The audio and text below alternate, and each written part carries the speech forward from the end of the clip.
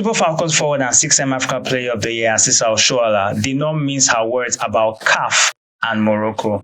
Oshoala dropped a tweet commenting about Morocco consistently hosting a disproportionate amount of major sporting tournaments on the continent. Trust me, that's not an accident. Such statement is made in the wrong direction. You might have your concerns about the recent AFCON in Morocco and some other tournaments that might have been held in Morocco, but you cannot fault the intentionality behind their achievements. All this is the result of a long, deliberate strategy that combines infrastructure, politics, economics, and reliability. A few core reasons stand out, specifically 6 reasons. First things first, we have to look at the infrastructure and the readiness of every nation that is required to host the Africa Cup of Nations. Morocco is one of the very few African countries that can host a major tournament tomorrow, literally, without any emergency construction, literally tomorrow. And we cannot even force that, or we cannot excuse their readiness. Multiple FIFA standard stadiums across different cities, modern infrastructure and systems, proven broadcast security and logistical capacity.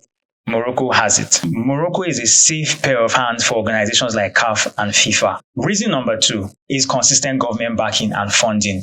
Sports in Morocco is state-sponsored, yes, state-supported at the highest level. Hosting events is treated as a tourism driver, a soft power tool, a national branding project. This means the bids are fully backed and fully financed, guarantees are credible, and last-minute funding gaps. A common African problem or concern when bidding for a tournament such as the Africa Cup of Nations, for example, are rare across Africa, and Morocco offers stability in that region. Number 3 is the political stability and security perception. Compared to many African countries, Morocco offers long-term political stability, lower risk of civil unrest during tournaments, and strong internal security coordinations, contrary to what you might have seen or heard. For international federations, perception matters just as much as reliability, and Morocco scores high on both scales. The 4th reason is strategic relationship with CAF and FIFA. Morocco has invested heavily in football diplomacy, whether we like it or not, whether we would want to admit it or not. From hosting CAF competitions when other countries withdraw from hosting some of these CAF competitions, to providing training bases and facilities to African teams, and positioning itself as a continental football hub. So one thing's for certain, they always prove to be there when CAF or FIFA need them. Over time, this builds institutional trust. When CAF needs a fallback host or a quick decision, Morocco is already inside the room, whether we like it or not.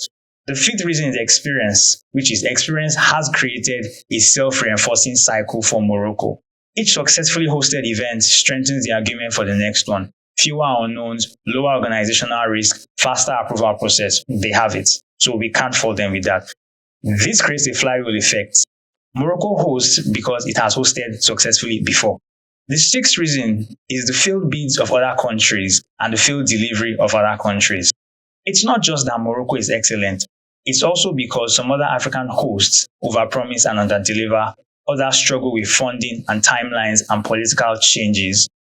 The bottom line is Morocco hosts so many sporting events because it reduces risk for its organizers like CAF.